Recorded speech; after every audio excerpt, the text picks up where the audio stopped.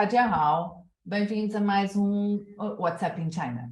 E hoje tenho o prazer de receber como meus convidados o presidente da PortCham Portugal and South China e Vitório Rosário Cardoso, o vice-presidente da região Autónomas. Antes de mais, gostava de vos agradecer por terem acedido ao meu convite de participar neste primeiro summit chamado WhatsApp in China e dar-vos as boas-vindas. Eu gostaria muito de vos começar por pedir para vocês se apresentarem aos empresários que nos estão a ver, que estão aqui a assistir, conseguirem alimentar a curiosidade deles sobre quem são e o que fazem neste momento. Podemos começar pelo Dário. Ok, antes de mais, muito obrigado pelo convite, é um prazer estar aqui com todos vós nesta iniciativa. O meu nome é Dário Silva, estou a viver aqui em Cantão já há 15 anos, neste momento sou presidente da PortCham, Câmara de Indústria e Comércio Sino-Portuguesa, e estou também como chairman do Centro Internacional de Cooperação de Investimento e Comércio Sino-Português, que é um projeto feito em conjunto com a PortCham e com o Comitê Nacional de Reforma e Desenvolvimento aqui da China. A nível pessoal, sou consultor de várias empresas estatais, assim como empresas listadas na Bolsa. Okay. Bem, e o Vitório? Olá, Isabel, muito obrigado pelo convite também para estar aqui presente e partilhar algumas ideias sobre a cooperação entre a China e Portugal. Chamo-me Vitório Cardoso, sou vice-presidente da PortCham Greater China, para as regiões autónomas da Madeira e Açores. E por outro lado, sou presidente ou presido à Companhia Oriental Portuguesa, que é uma empresa familiar fundada em Xangai, em finais do século XIX, e que damos hoje em dia continuidade não só a partir da China, mas também em Portugal. Muito bem. Dário, eu vi que dedica tempo da sua vida a serviço público e comunitário. E não deixei de sentir admiração por isso. Pode-nos dizer em que é que consta, o que é que se dedica dentro dessa área? Em vários setores, na verdade. Nós fazemos aqui várias iniciativas de promoção da cultura portuguesa aqui na China, maioritariamente na GBA. Participo bastante também com a CCTV, em documentários sobre aqui a Grande Baía e sobre as relações históricas entre Portugal e a China através de Macau. Ajudo também aqui o Foreign Affairs a estabelecer ligações e a resolver alguns mal-entendimentos que existem devido à diferença de culturas. Ou seja, como uma espécie de consultor honorário, e estou também como Deputy Director da Rede Nacional de Revitalização Rural da China. Aí o desenvolvimento o nosso objetivo aí é trazer o know-how internacional para desenvolver as zonas rurais aqui da China. Um exemplo que podemos dar temos aqui uma artista que até já fez 2 projetos em Portugal. Eles fazem grafites em edifícios antigos das zonas rurais e tornam a cidade num ponto turístico. O objetivo disso é, primeiro, criar o volume de pessoas, atraindo o turismo, para que as pessoas locais possam começar a fazer negócio, após terem o fluxo de pessoas. Ok, muito bem. E Vitório, eu gostaria de saber como é que surgiu na sua vida, aliás, é quase visível aos olhos, não é? Mas a sua relação com a China. A relação com a China é que a minha família é uma família colonial portuguesa de Macau, residente na zona do sul da China há 6 gerações ou quase 150 anos. E os primeiros familiares vindos de Portugal eram essencialmente militares. E depois com a altura da abertura dos portos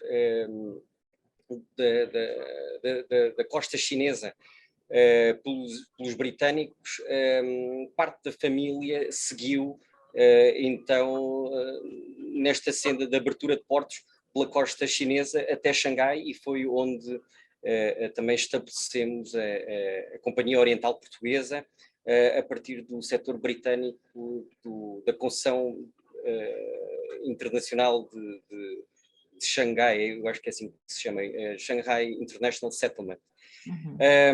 E pronto, e nestas ligações multisseculares com a China, também estivemos a servir a parte pública, governamental, a nível da família, e eu pessoalmente neste momento estou dedicado à parte privada e a dar continuidade às empresas e aos projetos lançados pela família.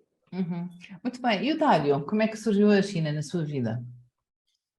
E eu comecei a cá vir inicialmente para inspecionar fabricantes. Passava 3 meses em Portugal, 3 meses em Shenzhen, na altura. E os 3 meses em Shenzhen passaram a ser 4, depois 5, e acabei por começar a ficar por cá cada vez mais tempo. Tenho que lhe fazer esta pergunta. Chegou a aprender cantonês ou mandarim? Mandarim, sim. Até que ponto é que acha que hoje em dia, para uma pessoa viver na China e para se movimentar na China, favorece saber falar mandarim? Dependentemente do que se estiver a fazer, é essencial. O que é exatamente a PortCham? Ok, a PortCham é um projeto que já se iniciou há cerca de 6 anos. Começou por ser uma associação de negócios sino-portuguesa, com várias empresas para desenvolver tanto o trading como a cultura entre ambos os países, e é neste momento a primeira Câmara de Comércio de Direito Chinês aqui na China. Ok, isso a nível de ser uma Câmara de Comércio de Direito Chinês, em que é que beneficia as empresas portuguesas? Existem várias maneiras como nós apoiamos as empresas. Uma delas é com advocacy. Estamos neste momento, por exemplo, a negociar aqui com o Foreign Affairs e com o departamento CCPIT benefícios a nível de vistos, facilidade de vistos para os empresários portugueses que aqui vêm. Outra forma é fazer o matchmaking, através também do centro que a PortCham criou juntamente com o Comitê Nacional de Reforma e Desenvolvimento, onde ajudamos empresas como a Sodécia, por exemplo, posso ter um nome, que estão aqui estabelecidos em Dalian, estamos a ajudá-los a expandir o mercado aqui na China. Ajudamos empresas como a Delta, que estamos a lançar um projeto de cafés e pastéis de nata aqui na Torre de Cantão, o sítio mais emblemático de Guangzhou, que vai ser powered by Delta. E assim como temos também o Clube de Golfe Foshan, onde em 2019 o maior torneio de golfe da China, a temática foi toda portuguesa. Okay, então, mas concretamente, porque há muitos empresários que se calhar não sabem efetivamente o que é uma PortCham. Qual é a missão da PortCham? A missão da PortCham é facilitar as dificuldades que existem dos empresários portugueses em virem para a China, em estabelecerem-se, em abrirem o mercado, e ao mesmo tempo ajudar as empresas chinesas a estabelecerem-se em Portugal para poderem aproveitar o mercado europeu, assim como os PALOPs. Ok. E quando vocês falam do sul da China, é na província de Cantão ou atingem mais províncias chinesas? PortCham opera na China inteira. Nós temos escritório em Xangai também e estamos a abrir no final deste ano em Pequim. Ok, muito bem. Até que ponto é que o consulado de Cantão pode ser importante numa ligação entre os empresários portugueses e a vossa instituição? é essencial. É completamente essencial, especialmente num país destes, onde dão muito valor ao institucional. A presença de um consulado aqui em Cantão veio ajudar bastante, tanto a nível de negócios, como abrir portas, até a nível diplomático. Assim dizer, Portugal ganhou uma presença, o que nos ajuda a todos como empresários, ou seja, facilita-nos bastante aqui o acesso ao mercado. Temos também aqui uma delegação do ICEP, que tem feito um trabalho excelente na promoção, no desenvolvimento, na atração de investimento, tem sido incansável. Eu, segundo o que percebi, porque eu tive a estudar um bocadinho, tive a ler, e percebi que vocês, a certa altura, que se autonomeiam, e achei super interessante o nome, gostei imenso, mesmo do ponto de vista do marketing, de um clube de negócios. Isso. Sim. E sendo um clube de negócios, portanto, entre portugueses e chineses. Exatamente. O que é que os vossos sócios, normalmente um clube tem sócios, o que é que os vossos sócios beneficiam em serem sócios da PowerCham? Os nossos sócios têm todo um processo de apoio para qualquer projeto que façam, ou seja, nós como Câmara de Comércio vamos um bocadinho mais a fundo e damos um acompanhamento mais pessoal. Eu posso falar de um sócio que temos, por exemplo, que é a Fortune, que recentemente estamos a dar o acompanhamento no processo de parque industrial. Ou seja, uma empresa privada quer obter o terreno para a construção de parque industrial, nós, PowerCham, através da nossa advocacy, junto do Comitê Nacional de Reforma e Desenvolvimento, junto do Ministério dos Negócios, ajudamos a obter o terreno com melhores condições, ou até apoio financeiro a nível de rebates de impostos para o estabelecimento desse parque, o que vai beneficiar empresários portugueses que se queiram estabelecer na China. E quem é que mais vos procuram? São chineses ou são portugueses? Quem é que vocês acham que está mais aberto mais a este tipo de... Ambas as partes. Eu posso até dizer que temos aqui situações engraçadas, onde o próprio Brasil nos procura e quer fazer cooperação connosco, o Brasil, Espanha, também quando visitou as nossas instalações em Cantão, queria tentar perceber qual era o nosso modelo e como é que conseguimos, neste curto espaço de tempo, obter esta posição.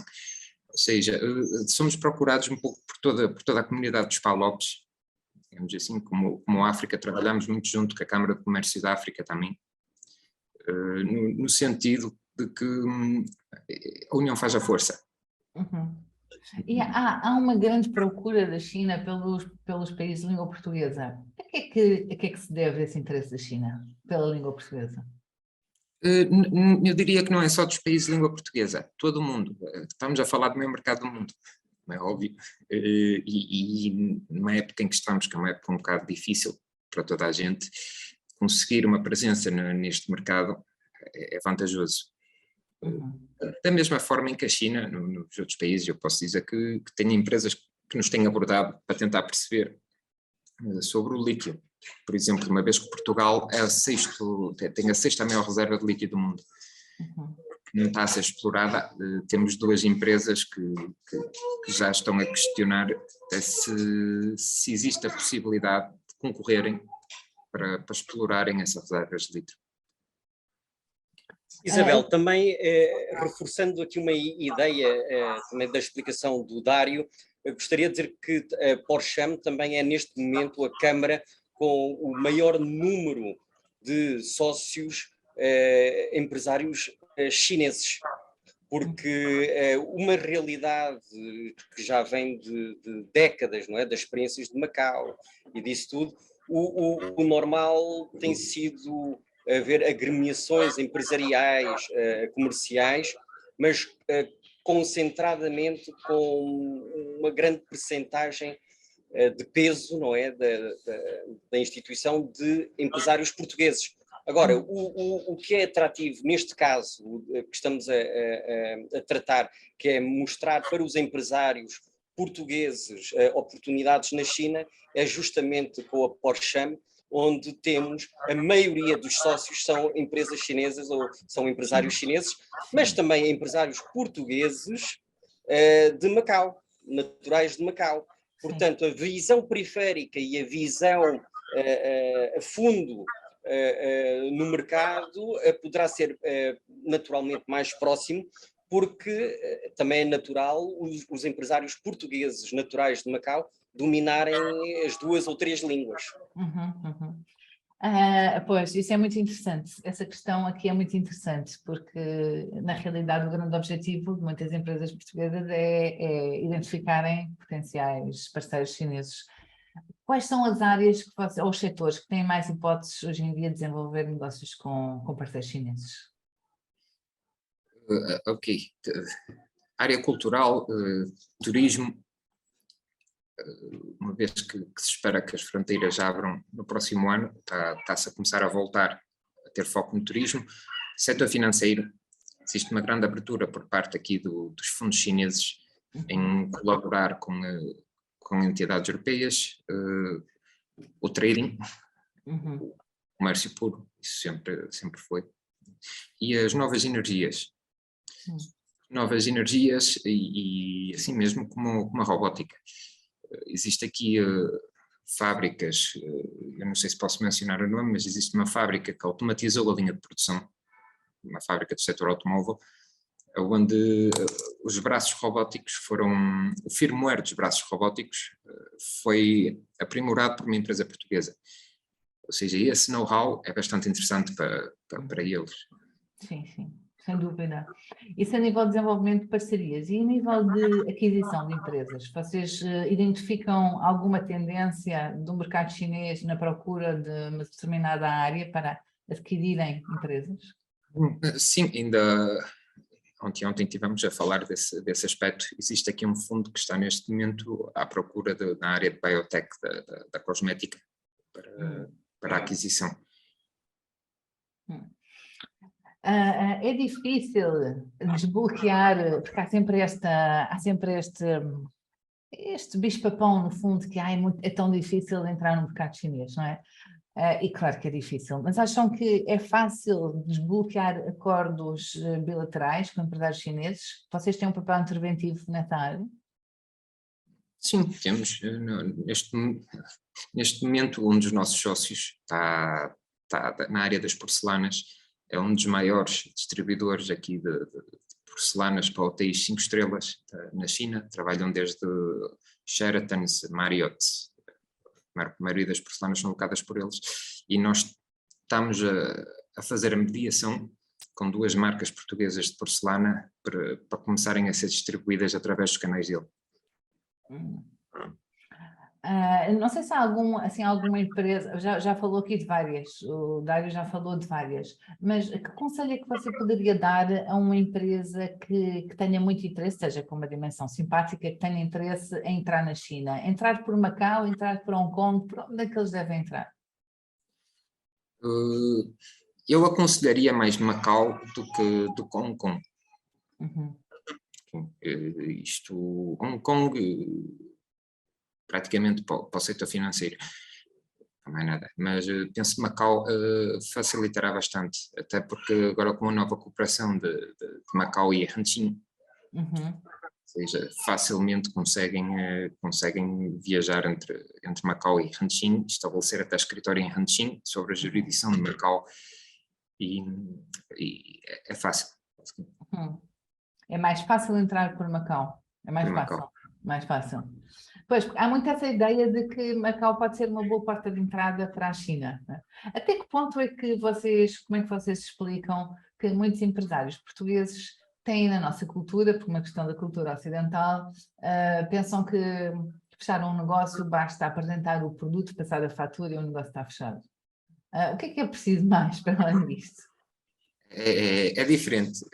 Aqui, ou seja, na China é uma cultura um bocado diferente da cultura europeia ou western. Aqui funciona muito à base da relação pessoal, ou seja, o produto tem que ter qualidade, como é óbvio, tem que ter um preço competitivo, mas isso não é o suficiente. A relação pessoal, que é até mais importante ainda do que o preço do produto, assim, digamos, quando um empresário está aqui a fazer negócio com uma empresa chinesa, ele não está somente a vender um produto, ele está a entrar numa parceria. Okay. Qualquer empresa pode ser vossa sócia? Eu há bocadinho já falei na questão, mas eu acho que não ficou muito claro. Qualquer empresa ou qualquer indivíduo pode ser vosso sócio? Sim. Não temos restrições. Não há exigências de nacionalidade, nem restringem-se só a Portugal e China? Ou por exemplo, brasileiros, já me falou no caso do Brasil, que vos procuram. Podem ser vossos sócios? No Brasil podem ser nossos sócios desde que tenham algum interesse com Portugal. Eu vi que a Porcham, que está na senda da expansão na China, qual é a vossa meta? Até onde é que vocês realmente gostavam de chegar?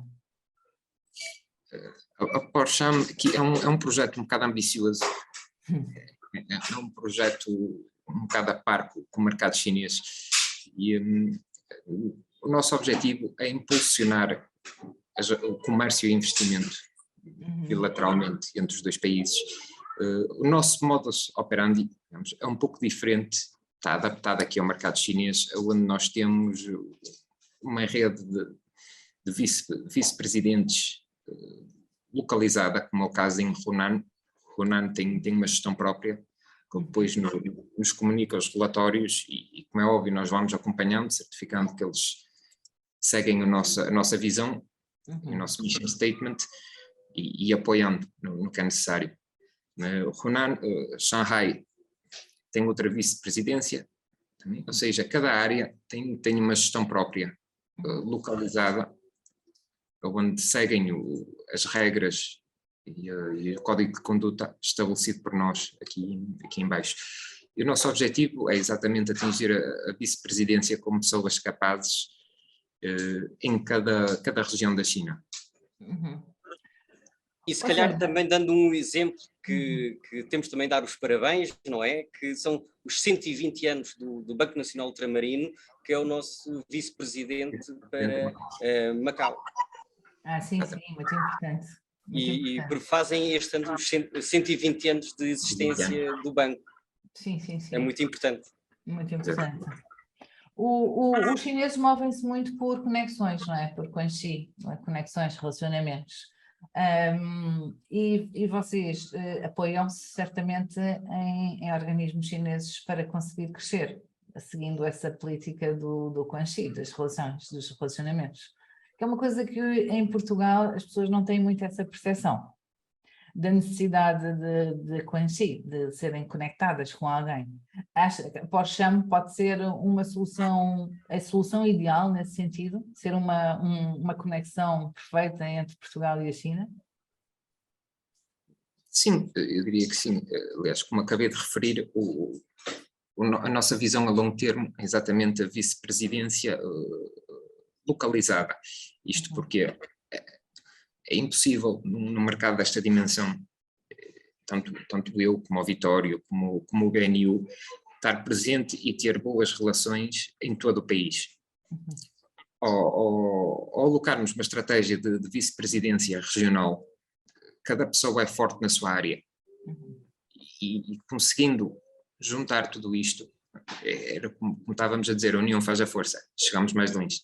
Cria-se a rede, cria-se uma rede forte, de laços fortes. Exatamente. Qual é a importância, Dário, de uma forma agora mais direta, porque já falámos disto de uma forma indireta, qual é a importância na realidade de um empresário português conhecer a cultura e a língua chinesa para conseguir concretizar relações duradouras? Isso é bastante importante, quer dizer, tanto do nível do empresário se quiser estabelecer aqui, mas as maiores empresas aqui na China, as empresas com participação estatal, empresas listadas na bolsa, quando chegamos à direção de topo, eles não falam inglês. Muitos deles estudaram inglês na universidade, já não usam há 10, 15 anos, já já se esqueceram, ou seja, é sempre importante, porque de outra forma está sempre a falar com interlocutores.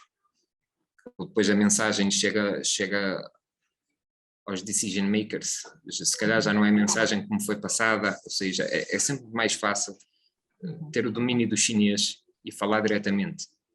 Sim, sim, claro, com certeza.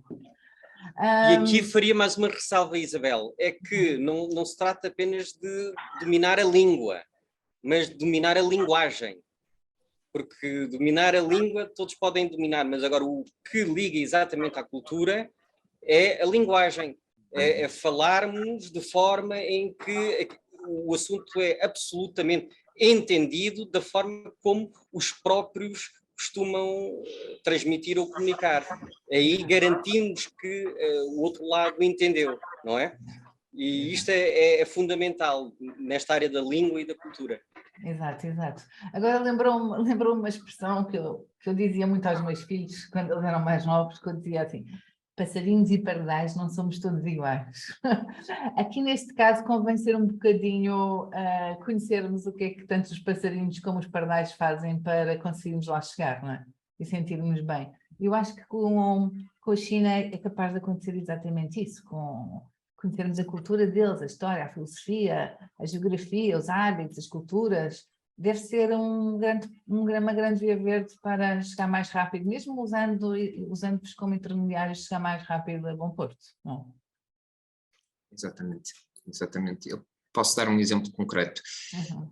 A própria Câmara de Comércio aqui da província de Cantão, nós cooperamos muito proximamente com eles, é completamente diferente quando se fala com a tradutora ou quando se fala com o presidente aqui da Câmara de Comércio, da mesma forma que eles falam, como a Vitória acabou de dizer. Primeiro, ele ficou tão feliz de ver um estrangeiro aqui integrado na cultura, a falar a língua, a perceber da cultura, que pronto, criou-se logo ali um elo, uma ligação. E segundo, eu já notei com outras câmaras que utilizam tradutores, interlocutores, que a mensagem não chega da mesma forma. Muitas vezes existe ali um mau entendimento. Pois não. Não. Vitório, para terminarmos, eu gostava que me explicasse um bocadinho aqui a questão da Madeira. Nós vimos o embaixador a fazer uma visita à ilha, à pérola do oceano. Qual é o interesse que a China tem na Madeira, para além de todo o resto do mundo?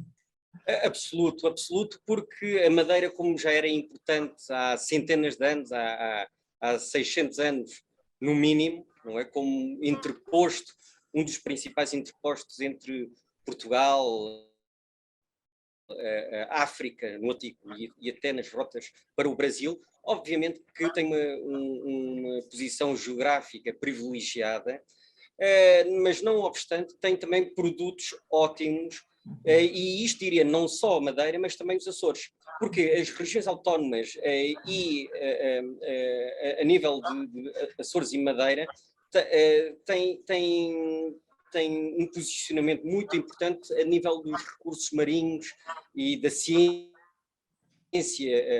da oceanografia e indústria e economia do mar. E a esse nível, estes temas estes setores são muito caros à China, neste momento em que a China se está a tentar consolidar ou a expandir-se a nível dos 5 oceanos, não é? Ou dos 5 oceanos, ou dos oceanos, e a nível de ligações entre a China e os países de língua portuguesa, a questão, neste caso específico da Madeira, é muito interessante, porque Madeira já é um pouco mais próximo de Cabo Verde, por exemplo, e também a nível da indústria da pesca.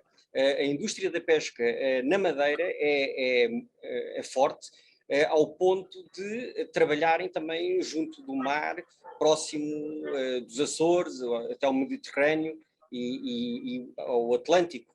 E por isso que esta foi uma visita exploratória da parte da Embaixada da China, que já, de qualquer maneira, iria ter de realizar para estar em contacto com todo o território nacional, mas, essencialmente, nestes aspectos, há muitas áreas de cooperação que interessa à China expandir na Madeira, até a nível de línguas, porque vejamos um pequeno exemplo.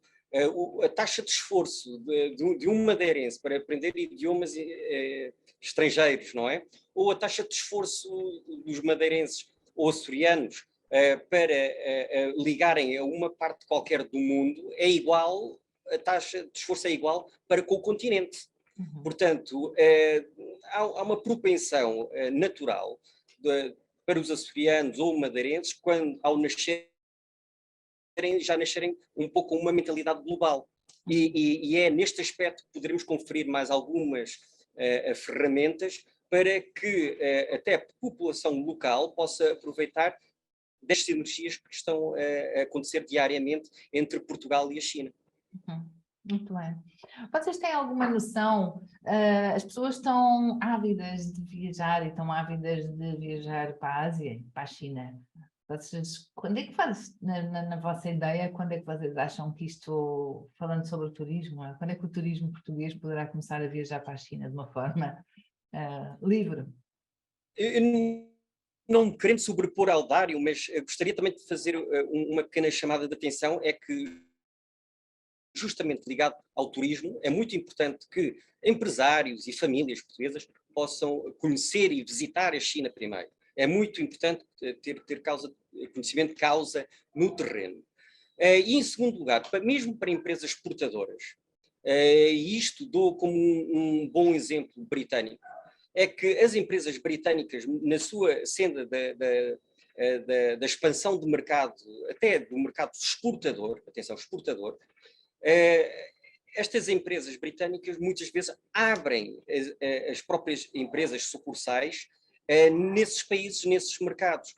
Para quê? Para que possam melhor dar a cara e imprimir e incutir confiança aos seus clientes, aos seus distribuidores, importadores, na China, neste caso.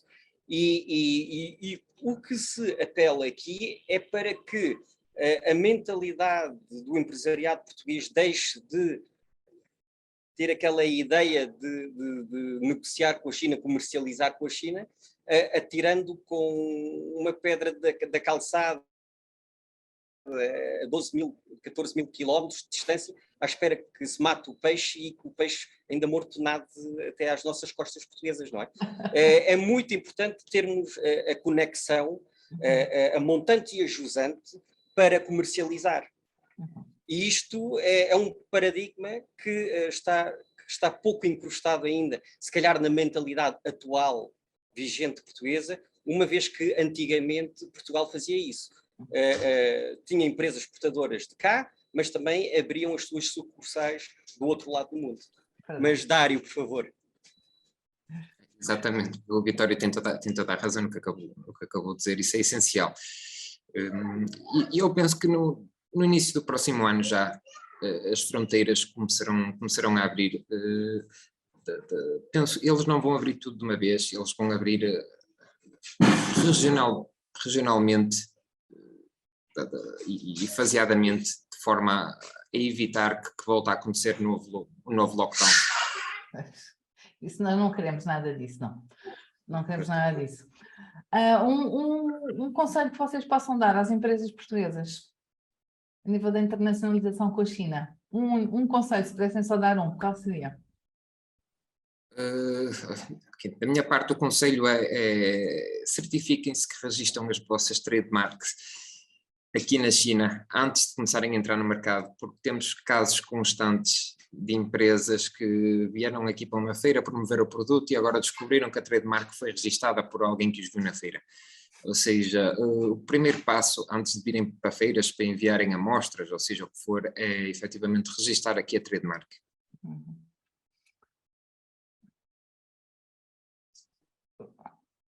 Isabel, poderei?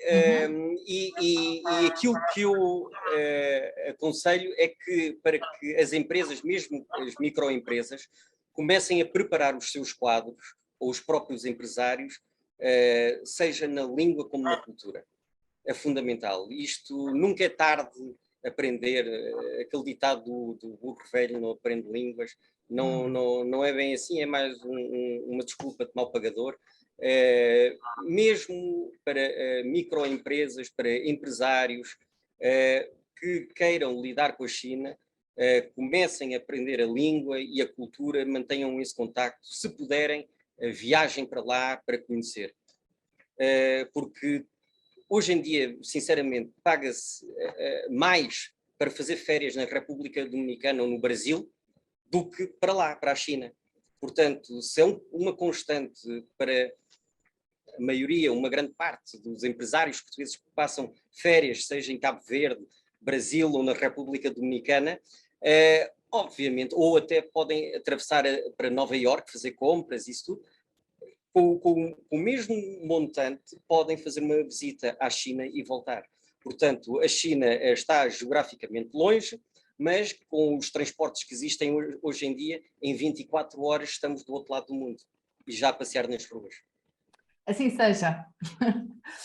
Agradeço mais uma vez a oportunidade que nos deram de vos ouvir, partilharem o vosso projeto, ao qual desejo o maior sucesso e as maiores felicidades. E muito obrigada em nome do Orienta-te e do WhatsApp in China, e tudo bom para a PortCham China Portugal. Até à próxima. Muito obrigado, Isabel. Obrigada. Sucesso. Obrigado. Obrigada, igualmente.